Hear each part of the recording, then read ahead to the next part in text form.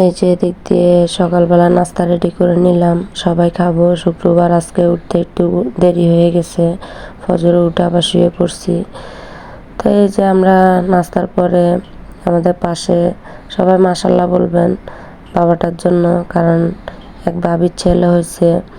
তো ওনারা আজকে 7 দিন হয়ে গেছে ওর বয়স, এই কারণে ওকে, যার কারণে চুল ফেলে দেওয়া হচ্ছে। আজকে ওর নাম রাখা হবে।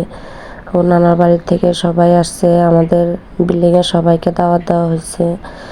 বাইরে দিক দিয়ে চুলা বসাইছে, রান্না করা হচ্ছে।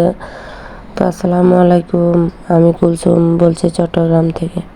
আমার ভিডিওটা যে যেখান থেকে দেখছেন আশা করি সবাই সুস্থ আছেন, নিরাপদে আছেন। আপনাদের তো আল্লাহর রহমতে আমরা অনেক ভালো আছি।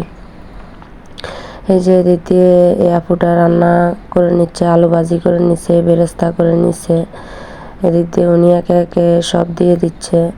আর এদিক দিয়ে একটা ভাইয়া নাড়তেছে, মশলাগুলো লেগে যাবে এজন্য উনি দাঁড়া দাঁড়া নাড়তেছে, কারণ আপুর পক্ষে তো নাড়া সম্ভব হবে না, খুন্তিটাও অনেক ভারী। আর উনি এগুলো দিচ্ছে একে একে, উনি দিলে আবার নাড়বে কে। এই যে এদিক দিয়ে ছেলের বাবা এসে এগুলা লেড়ে দিচ্ছে।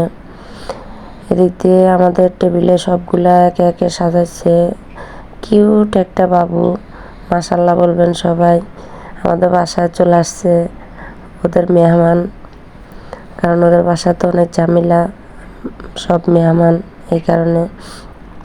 এদিক দিয়ে খাবার সব বেড়ে নিছে, কারণ হুজুর আসার পরে, হুজুর নাম রেখে খাওয়া দাওয়ার পরে চলে গেছে, যার কারণে আমাদেরকে বসাই দিছে পরে। এই কারণে আমরা পরে খেতে বসে গেছি। এই যে এদিক দিয়ে বিকালবেলা আপনাদের ভাই একটা তাল নিয়ে আসছে, পাকা একদম টুকটুকে। তো বলতেছি তালটা নিয়ে রাখি, কারণ না হলে নষ্ট হয়ে যেতে পারে, এই কারণে। তো আজকের মতো এখানেই বিদায় নিচ্ছি, আল্লাহ হাফেজ।